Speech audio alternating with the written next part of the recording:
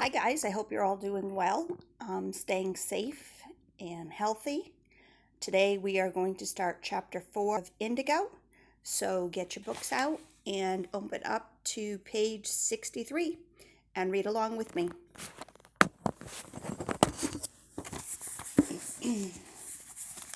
So when we left off on chapter 3, Martha had just been found by her father, and Mr. McGill was wondering where his boys are, and Martha knows that they're going to take down the wall. Now you'll see here this starts off with 10 years earlier, so this is what's called a flashback. The author is interrupting the story to tell us about something that happened in the past to help us understand what's happening right now in the story. 10 years earlier, Charlie and Kate McGill had gone on vacation to Ocean City at just about this time of year. Though they believed they were meant to be someone's parents, they had never been, and this made even the happiest times a little less happy for them. Charlie McGill always said, "What happens is what's meant to be," and Kate McGill always nodded and said, "I suppose that's true."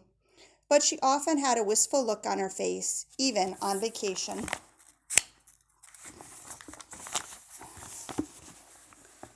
The McGills went to the boardwalk and ate ice cream, and in the evenings they strolled along the beach. Their life together wasn't what they had expected, but even without a house full of children, they could still enjoy their holiday. Kate and Charlie McGill might have gone back home to Oak Grove as they did every year, back to their quiet, childless life, if they hadn't gone walking on the beach one windy night. They hadn't even noticed how far they'd gone until the rain began. The storm surprised them, and they found themselves stranded on a stretch of sand with waves crashing all around. There was an abandoned fisherman's shack on the beach, once owned by a sailor who drowned in a storm such as this, and Charlie and Kate McGill would have made a run for it and sat out the bad weather if Charlie hadn't heard a woman's cries. She was out where the shore was riddled with rocks, where the strongest currents had been known to pull down even the most experienced sailor. All the same, Charlie told his wife he had no choice. He had to help whoever was calling from beyond the waves. He swam as hard as he could, fighting the storm and the tides, but he stopped and treaded water when he saw what had happened. A beautiful woman with long, pale hair had been gouged by the propeller of a steamboat hurrying back to the marina. Whoever had captained the speedboat had been unaware of anything out in front of him other than crashing waves. The woman's skin was iridescent, and the blood that washed onto the waves and floated on the surface of the water appeared to be blue. Her strength was gone, and she might have already given up and sunk to the depths if she hadn't had two little boys with her. Her fight to survive was strong, but she clearly couldn't hold on much longer. "Please," she said to Charlie McGill, "take them." She spoke slowly, for she learned only little bits of English from the sailor she had loved and the one drowned in the last storm. Charlie McGill ferried the boys to shore, struggling against the sea. They went right back into the water to rescue their mother. By then, all he could see was the flash of a dark blue tail as she helplessly disappeared. But there, floating on a bed of seaweed, the mermaid had left something behind for her children. Two beautiful rings. One was a circle of Alabon shell, and one a circle of oyster shell. Charlie McGill took the rings and swam back to shore. On that evening, Charlie and Kate made a vow to keep the boys away from the water and to care for them all of their lives. Storms had taken both of the boys' natural parents, and the sea was always unpredictable. But try as you might to protect people from danger, you cannot keep them from their true nature. A mermaid's last wish is always for her children to swim free, Charlie McGill now told Martha, but these boys also belong to the land. So we're back to the regular story here. The flashback is over. Hearing this story, Martha was torn. She wanted freedom and safety for both of her friends. She decided the best she could ever hope for was that the McGill boys be granted what they longed for the most. By now, Trout and Eel had reached the rock wall that held back the waters. Trout had been timing himself and had found he could hold his breath underwater for more than 10 minutes.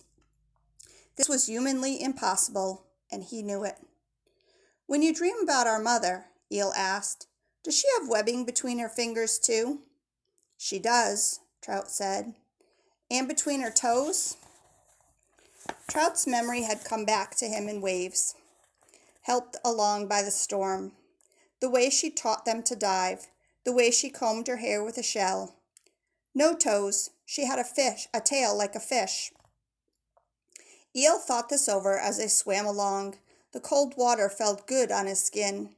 He never had a swimming lesson in his life, and yet, like his brother, in the water he was faster and stronger than any champion. "But we don't have tails." "Maybe we've lived on land too long. Or maybe half regular old human, but we're half of whatever she was, too." The boys had kicked off their shoes, and the webbing between their toes gave them the streamlined glide of a porpoise. Quick as could be, they examined the stone wall that had been built to keep water out of Oak Grove and now had to be taken down to allow the floodwaters to drain. Trout knew what he had to do. "All I need to do is pull the wall, and the rest will tumble down." Now that Trout understood who he really was, his green eyes were luminous. With his wet hair slicked back, he seemed more like himself. Still, he remembered that even a mermaid could have a terrible accident and drowned, and he didn't want his little brother to take any chances. "Stay here," he told Eel. "Don't follow me." Trout disappeared in the direction of the wall of stones that Charlie McGill had constructed years ago. Eel paddled around nervously. He would do anything, brother, except this. He couldn't let Trout go on alone, so he dove underwater as well. Eel could see surprisingly far in the muddy water. There was Trout wrestling with the largest rock in the wall. It looked as if it should have been immobile, but after a moment it creaked and tipped.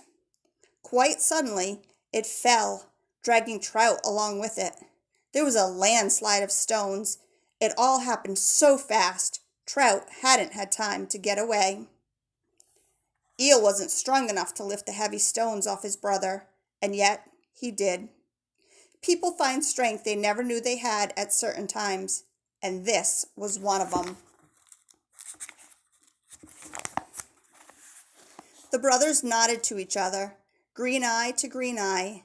Eel used all the strength of the seas as he pulled off the stones, freeing his brother.